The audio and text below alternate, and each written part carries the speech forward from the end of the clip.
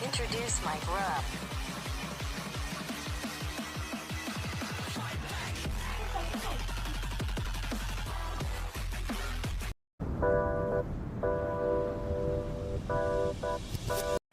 Assalamualaikum warahmatullahi wabarakatuh.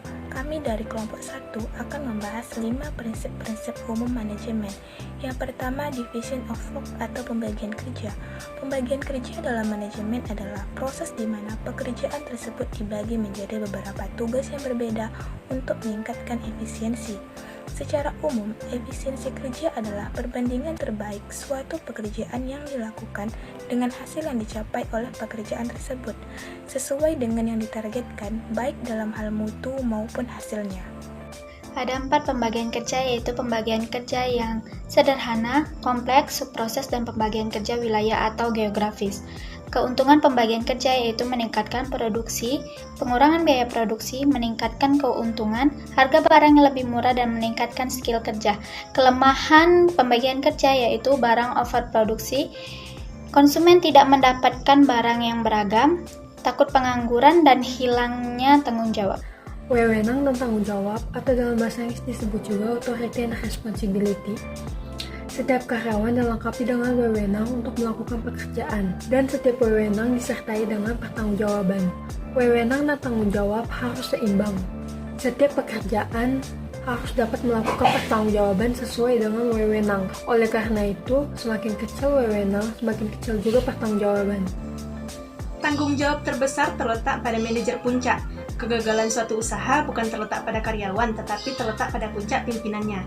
Karena yang mempunyai wewenang terbesar adalah manajer puncak.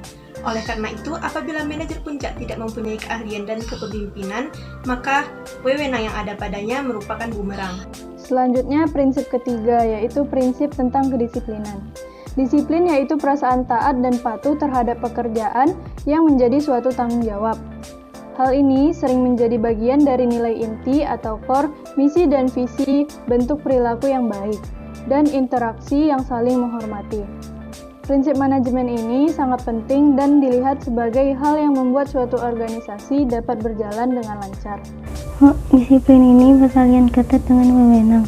Apabila wewenang tidak berlanjut dengan semestinya, maka disiplin akan hilang.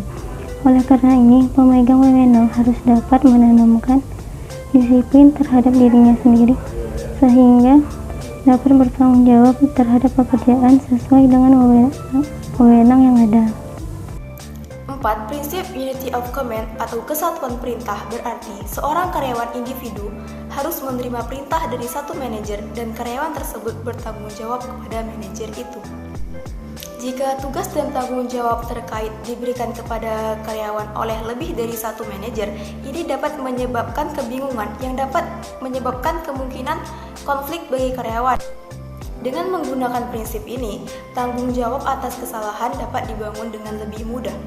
Dalam melaksanakan pekerjaan, karyawan harus memperhatikan prinsip kesatuan perintah sehingga pelaksanaan kerja dapat dijalankan dengan adil. Karyawan harus kenal untuk siapa dia harus bertanggung jawab berlandaskan dengan wewenang yang diperolehnya.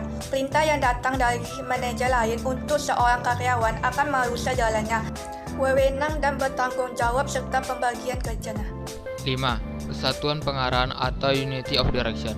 Dalam melaksanakan tugas-tugas dan tanggung jawabnya, karyawan perlu diarahkan menuju sasarannya. Kesatuan pengarahan berkenaan ketat dengan pembagian kerja. Kesatuan pengarahan tergantung pula terhadap kesatuan perintah.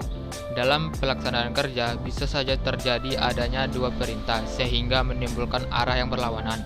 Oleh karena itu, perlu alur yang jelas dari mana karyawan mendapat wewenang untuk melaksanakan pekerjaan dan kepada siapa dia harus mengetahui batas wewenang dan tanggung jawabnya supaya tidak terjadi kekeliruan. Pelaksanaan kesatuan atau unity of direction tidak dapat terlepas dari pembangunan kerja, wewenang, tanggung jawab, disiplin, dan kesatuan perintah. Sekian dari kami.